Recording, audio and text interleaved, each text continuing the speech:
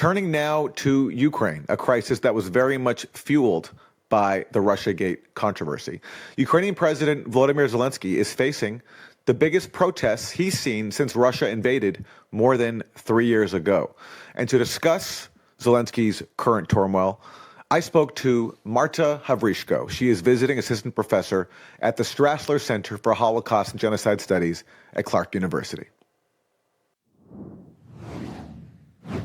So, for people who are wanting to know what's going on in Ukraine, you have these massive protests now outside Zelensky's presidential residence, calling out him cracking down on an anti-corruption bureau. What should people know? What's going on in Ukraine? So yesterday, for the first time since the Russian aggression in February 2022, the mass protest took place in major Ukrainian cities. Yesterday, they were in, Kyiv, Dnipro, Lviv, and other cities. What were demands of protesters?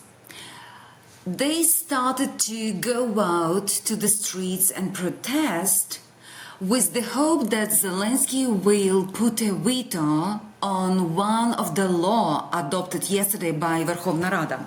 Actually, people call it anti-corruption law, and according to this law, the main anti-corruption bodies in Ukraine, NABU and SAPO, are losing independence, and they became subjected almost entirely to the prosecutor general, which is the person appointed by Zelensky. So what does it mean? That the entire, activities of those structures now is paralyzed, and Zelensky can use it as a tool to reward his loyal politicians and to punish disloyal. That's why many, first of all, young people, many students, they go out to the streets and they started to shout and demand veto. And while they were protesting, they found out that Zelensky very quickly signed this document, and it was the big outrage. And nowadays, even in more numbers of cities, we have the similar demonstrations. People are so angry. Why? Because Zelensky is constantly talking that Ukraine is a part of European family, that Ukraine will join NATO and EU, and one of the preconditions of joining EU is the building of effective anti-corruption system. And what is going on? Zelensky is destroying the whole system. That's why many people believe that EU can even put sanctions in Ukraine, could stop this, move of Ukraine to the European nation. That's why they are so angry, and mostly those people are young people. They are students. And Zelensky says here that he's just cracking down on what he calls Russian influence, that somehow this anti-corruption bureau was corrupted by Russia. What do you say to that? Actually, many observers, many experts, many anti-corruption activists say it's bullshit, in other words, so it's not true, because those charges are very suspicious. First of all, some of them were accused of connections with the previous president Yanukovych, and why Yanukovych, he is not now important person in political life, not Ukraine, not Russia. Some of them were charged with some offenses connected to traffic offenses that happened, several years ago, and some of them were accused with direct cooperation with Russian security service. So these charges are very serious, and we know that SBU, Security Service of Ukraine, in past days, they made approximately 8 raids across offices and homes of NABU agents. and without court warrants, which makes them, suspicious and debatable and controversial and basically illegal. So, but many experts say that the main reason is because Naboo, that was created by Western powers, predominantly US, was financed by US, inspired by US, agents were trained by US.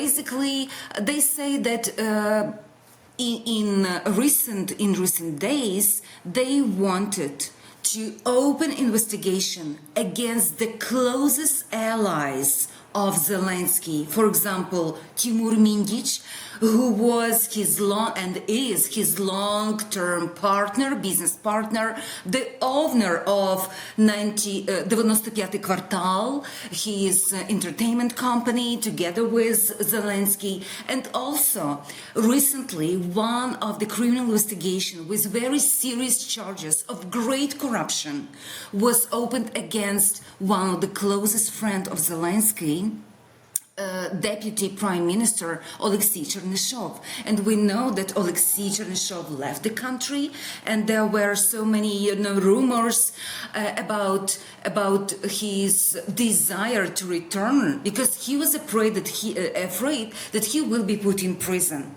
So Mindic went to him, presumably, and argued that, you can go because you will be freed, you will be not put in prison. And basically it happened.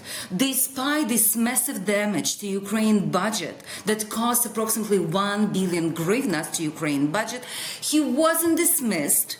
And he wasn't put on trial. He paid enormously big bail, approximately $3 million, which for Ukraine settings is an enormous sum. And he's enjoying his office. He's still in place. But Mindic never returned to Ukraine. Why? Because he was afraid that he will be the next after Chernyshov. So experts say that by cracking down on anti-corruption bodies, Zelensky wants to protect basically his friends, his closest friends. So he's not caring about anti-corruption system, about the European future of Ukraine, about the effectiveness of anti-corruption struggle in Ukraine, which is one of the biggest problems in Ukraine from the very beginning of its creation after the collapse of the Soviet Union in 1991. And according to some polls, it's even the bigger problem that Russian constant attacks, drone and missile attacks. Because corruption kills, and many protesters, they hold signs, corruption kills. And another reason, some investigative journalists say that Naboo was closely investigating so-called the army of drones. It was, and it is still, one of the biggest project in this security service, where millions of dollars, including the Western pay, including the Western aid and the taxes of Western people, are going, supported by Ministry of Defense, supported by General Staff, supported by a crowdfunding platform United 24, with these celebrities from around the world. So this army of drones have a lot of speculations, and the great corruption is there. And who is involved in this?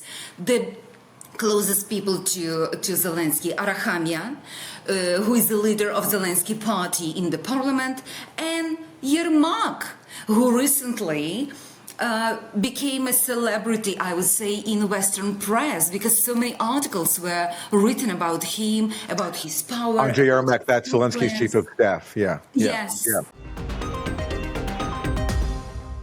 Thanks for watching this clip from System Update, our live show that airs every Monday through Friday at 7 p.m. Eastern, exclusively on Rumble. You can catch the full nightly shows live or view the backlog of episodes for free on our Rumble page.